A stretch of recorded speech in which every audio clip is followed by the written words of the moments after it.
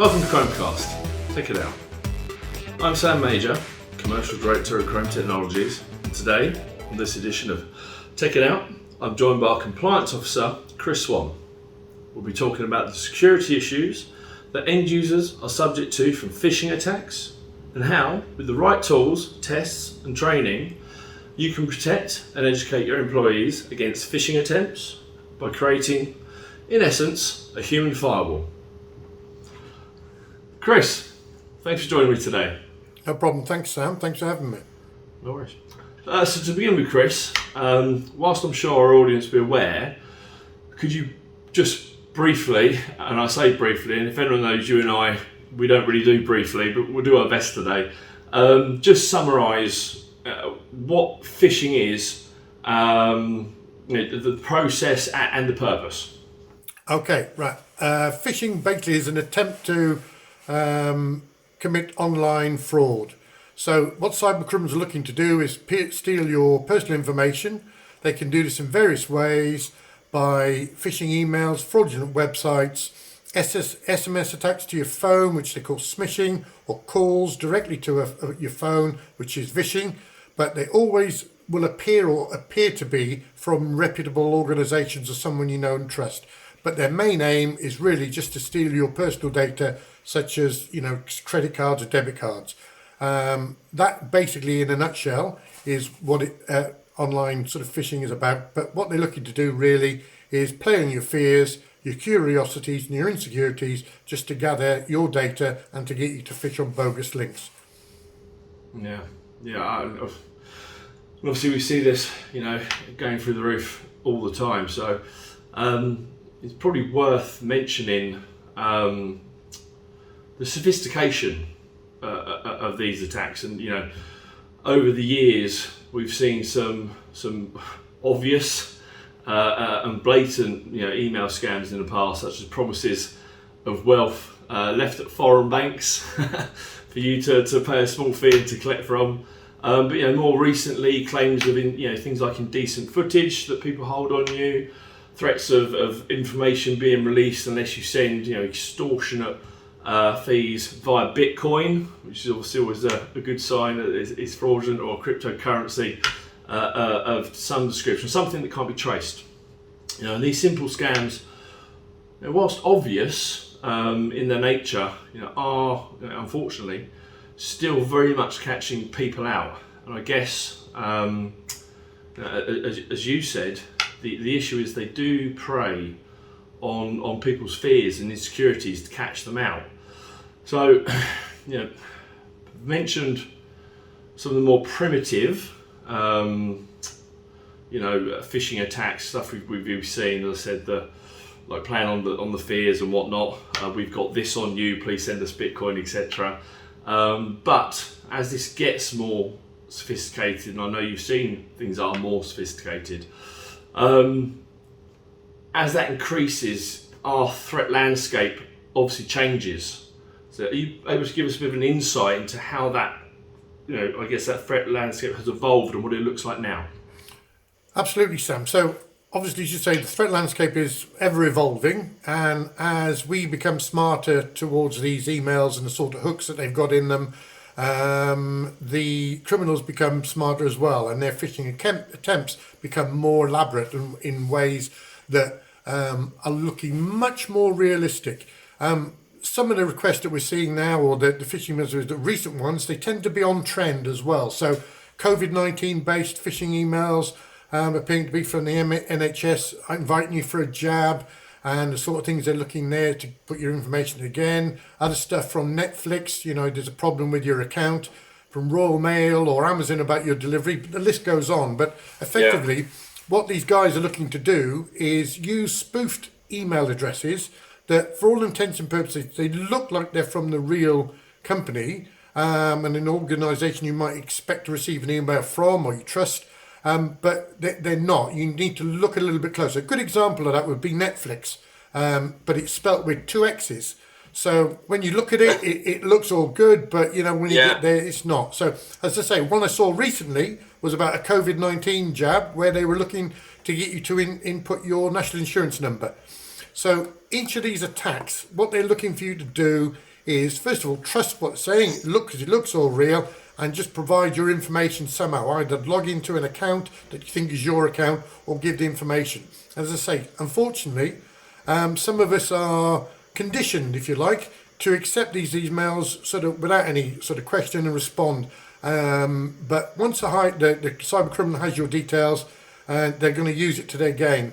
And as I say, they all look genuine, but they're just really designed to catch us out. Yeah, absolutely. I mean, yes, some very real examples. And I'm sitting here kind of half laughing because I've seen some. You know, the HMRC, the Amazon, the Netflix 666, and so on. I've seen them in my own inbox and within our business.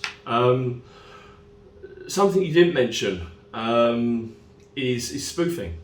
You know, and that can happen within an organisation. And for example, many of our own employees have received emails that appear to have come from me or other directors of the business, asking them to, what's on recently, purchase a bunch of Amazon gift cards, you know.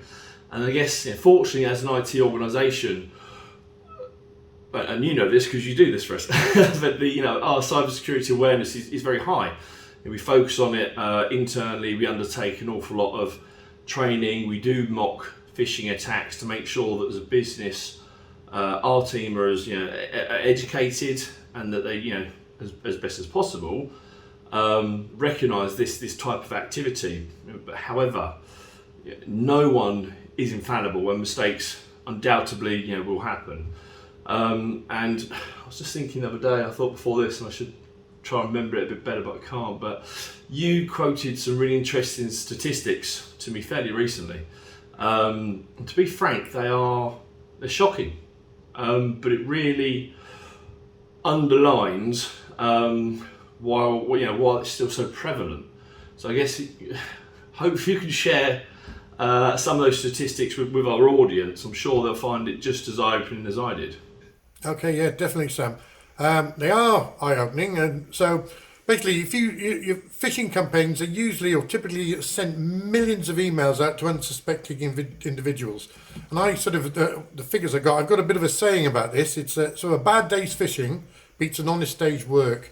So if you look at that, let's see how that works and how it would play out. So imagine there's 2 million emails are sent out. So 5% of those people, let's say, they actually get to the intended recipient. So that's 100,000 users will actually open the email. So that's quite a lot. So let's say again, out of that 100,000 people who open the emails, 5% of them will actually click on the link. So that's 5,000 clicks. So it's 5,000 people. Yeah. It's a lot. And again, draw that down a bit more. If 2% of these people enter data into the site, that's 100 individuals who've actually been caught there. So on an average, let's look at these sort of things. The trends I've seen, there's about £100-ish, on an average from each person who give their details in good faith. And so in one day's work, the scammers are able to scam 10,000 quid from unsuspecting victims. Now that's not a bad day's work, eh, Sam? It's not a bad day's work. Well, it is. Yeah, well, yeah. But it's, you check those sort of statistics of how easy it is to use, intelligent marketing campaigns, to fill a system up with that many emails and press go is not a lot of work. For that sort of return, it's no wonder that, we see so much of this because, how easy is it to feed a machine data, press go, and just wait, and you're preying, as you said, on people's insecurities. It's a horrible thing, and I'm sure, well, I know you do and I do. We all know people who've been caught out by this to a lesser or greater extent, but it's hardly surprising, and it really is these people are just throwing enough mud at the wall, hoping that some of it will stick. And these statistics, they're no less shocking to hear the second time around. I said, it's just never nice to hear about people falling foul of these type of scams, but you can see why they're now becoming more and more advanced in their approach. We've all got used to, like we mentioned before, this prince wants to give you his money, etc., etc. And they are improving, becoming way more intelligent, like you said, with the spoofing and referencing companies you've heard of. So I guess obviously in an ideal world, you'd wave a wand and this problem would just go away. That'd be lovely, right? But clearly, that's not an option. So for our audience and in your position, and I won't age you, Chris, but obviously you've been doing this for a while. A couple of weeks. What top tips? This is all my podcast bit. There's always a top tips bit, or how would you bit? What top tips do you have, and you can share with our audience that will stop them from being the next victim of one of these awful scams? Okay, Sam. Well, I think really the best way to defeat these type of phishing campaigns is just to be vigilant. I know that can be easy to say, but if you just think of things, if you're ever asked for any of your personal information on an email or asking you to go to a website and once you put these in, just remember, stop. You're a legitimate company, will not ask you to do this. Your Royal Mails and Inland Revenues and all these sort of people will never ask you for this sort of information on an email. It's just as simple as just stop and think and be careful. I know sometimes that's easy, but I can give you a few things to just sort of check it out. So if you look closely at the sender's email, and if you just take a second to look at it, you can spot the sort of things, the Netflix with the 2 X's. Again, look at the sort of the email, see if it matches the actual website address that it's from. So if it's Netflix, let's say with 2 emails, two X's, you can see that the Netflix doesn't have 2 X's. So little things like that. Beware of generic emails. Now, what I mean by this, it's ones like dear sir or dear customer.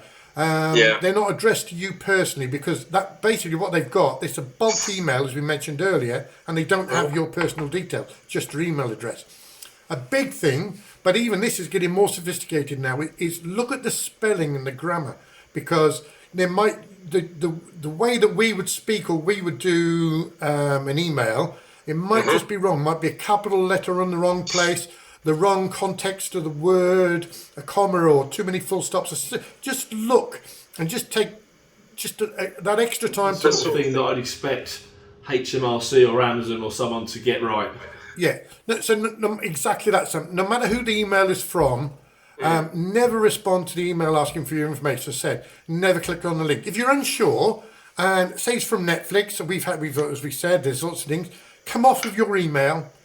Open up your browser of choice, whatever it may be, go into Netflix, official site through your browser, not through the link, and actually look on there and look at your account and that, and then you'll see. Or if you can, it's possible, contact these people by phone and say, look, I'm unsure, I've had an email, I don't know what it's all about.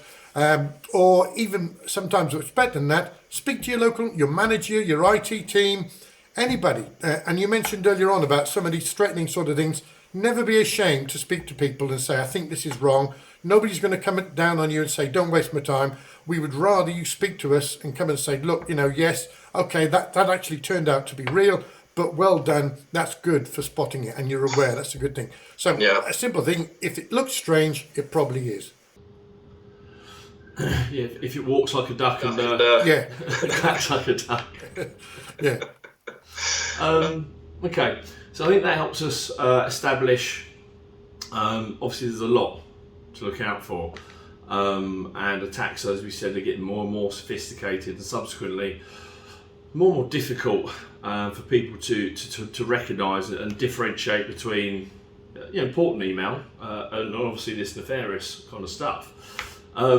What measures can organisations, so if we take that upper level from the front line, from the person who is unintentionally clicking the wrong button and causing a problem, but what measures should a business, an organisation put in place to protect itself and its users from getting caught out?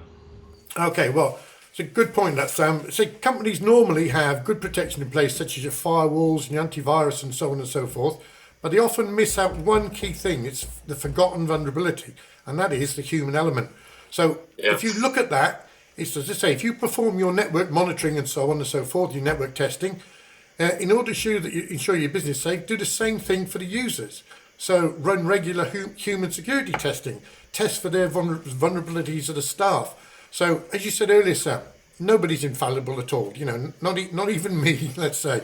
But by running these regular education of the users, you can create an additional security layer. As we said, it's in essence a human firewall. So the more testing that we do a lot of testing at Krome, and our users, in fairness, are very sharp. Again, nobody's infallible. So the sort of things you can do, the approaches that we're looking at, is where you devise sort of diverse and sort of targeted phishing attempts to actually evaluate and respond to the particular weaknesses that users are falling foul to. So you'd run regular testing, targeted at groups. So maybe your finance department, as you're saying there, where a director is shouting and bawling. For all intents and purposes, it looks like it comes from one of you. Just tweak this training and target it more better, make it a bit more realistic, and then once you get the results from that, we can target the training according to what sort of weaknesses that we're seeing. So regular testing overall gives the management a good view and a good level of understanding of vulnerabilities that we found across the users within the business. And the ways to do this, as I've just said there, create the targeted roles towards a staff member. But by regular testing and educating the users, we will strengthen our security and effectively be creating a stronger and a human firewall. Yeah, absolutely. I mean, and that's definitely something that we can and do help our clients out with, the security as a service piece, with phishing assessment services being a small but very relevant piece of that wider offering. Conscious of time, and we were briefed by marketing beforehand not to go on for too long, so I guess it'd be my final piece. As our compliance officer, you've been rather heavily involved with us achieving and maintaining both our cybersecurity essentials plus, isn't it, certification, and also our ISO 27001 certification. So in your opinion, what is the importance of having something like that in place from a compliance perspective? Okay, well, as we've covered in many points today, Sam, cybercrime is a major concern. So that the more that companies can do to minimise the effect of these phishing attacks, the less likely it will be that they'll fall foul of them. So the compliance, the key thing is, people often think compliance is just ticking a box and it's what the order says, so we've got to implement it. But really, it's not just about that. Following good compliance basis gives us the tools to keep the company and the staff safe. And sometimes, not in all cases, but in some cases, it makes our jobs easier. So if we implement a good security training program, that we keep all our staff well trained and well informed of potential threats, we look at the risks as they evolve, we look at different things, we look at the different trends, we can minimise, as you say. But a good way that I would say to everybody is lead by example. So when you're doing these in training, security awareness training programs, don't just target at the users. Look at the senior managers and directors, include everybody in, because it's not do as I do or do as I say. It's we're all in this together. So if staff see that they're getting the help and the training, and that directors and managers are in on it as well, we're all got the same amount of buying. That's a better way to be. I think that sums it up, Sam. I think it does, and I can attest to that, having been on the receiving end of one of your tests the other day to make sure that as the senior team in our business, that we are paying attention and aware of this. And you're absolutely right. It is top down. You've got to make sure that everyone in the business takes this seriously, and that everyone is educated, because you're only as weak as the strongest link, I guess. So we've got to make sure that we look at all the different moving parts and make sure everyone is as equally well educated, because it just takes one person to do the wrong thing and all of a sudden we've got a crypto locker attack or whatever it might be. And as we both know, the cost of undoing that sort of problem is doesn't bear thinking about. So okay, well, Chris, listen, thank you for making the time to speak to me today. It's always good to speak to you. I mean, this is a very real threat So it's good to go through in a bit more detail. Hopefully our audience will get some good use out of this, and they can use the data or the information contained to help help their business and to remain compliant themselves. So really appreciate your time. Pleasure's mine, Sam. Thanks a lot. This has been Krome Cast. We hope you've enjoyed today's content.